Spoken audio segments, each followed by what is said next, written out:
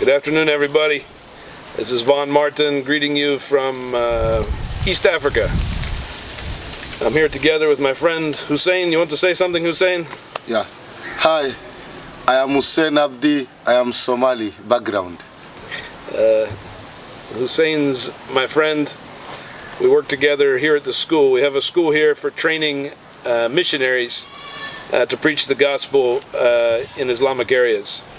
And Hussein, I believe he was trained as you were trained as an imam? Yeah. And he used to beat up preachers? Yeah. And today he's a preacher. He's preaching the gospel of Jesus Christ in Kenya, other parts of East Africa. So he's my friend. He helps us here at the school. I'd like to talk this afternoon a little bit about the subject of peace. If you grow up in the Mennonite church, I grew up as a Mennonite, and in the Mennonite church, we talk a lot about peace, and we believe that peace is very, very important. And generally, growing up, we believe that peace has a lot to do with not joining the military. Jesus said, "Blessed are the peacemakers, for they shall be called the sons of God." And so that's an awesome promise, to be a peacemaker who is called a son of God. That's an awesome thing. And so I've often been wondering and studying, what is a peacemaker? What does it mean to be a peacemaker? Are the peace activists, are they peacemakers? Does peace come because you hold demonstrations against the U.S. military? Does that have very much to do with peace? Or is peace something very different? My personal opinion, even if you would remove all of America's military power from this earth, I don't think it would bring peace. Actually, I think you'd have more war. I believe if America would pull out of all the places she's in, I believe you'd have a higher level of chaos and bloodshed in the world than you have today. I don't believe that removing military or not joining military has very much to do with true peace. Actually, I believe the military is necessary. The military doesn't bring true peace, but it does bring a certain limited peace. Okay, when the military follows the rule of law and is used wisely, it stops terrorism, it stops certain things, it brings a limitation on certain kinds of bloodshed. So I believe we should pray for our leaders that they use the military wisely. The military will never bring true peace. It will never bring the kingdom of heaven. The kingdom of heaven can never be brought with the swords of men or the guns of men. The kingdom of heaven is very different. But in the kingdoms of men, the military has a purpose. It keeps a certain kind of order. But that being said, what is true peace? What does it mean to be a peacemaker? I don't think being a peace activist brings peace. I don't think it brings an end to war. I think a lot of it's just people who are angry at America. What is peace?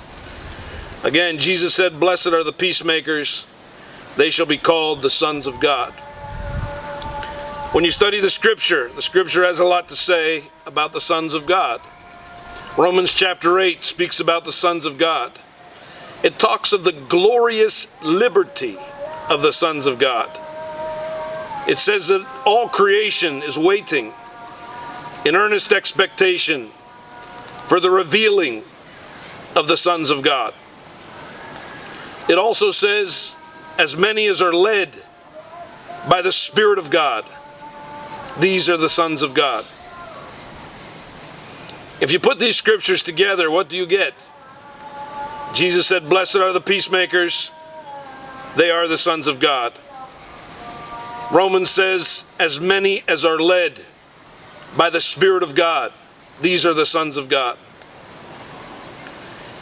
And the Bible also speaks of what these sons of God will do, how they will bring creation into glorious liberty from every kind of bondage, from every kind of slavery, from every kind of sin. They will set people free. In other words, true peace has nothing to do with bondage or slavery or even compromise.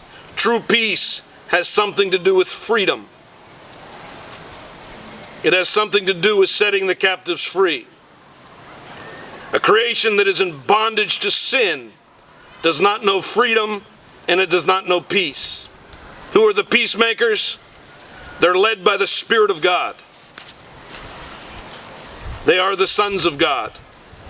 They bring about the glorious liberty into this creation. They set people free.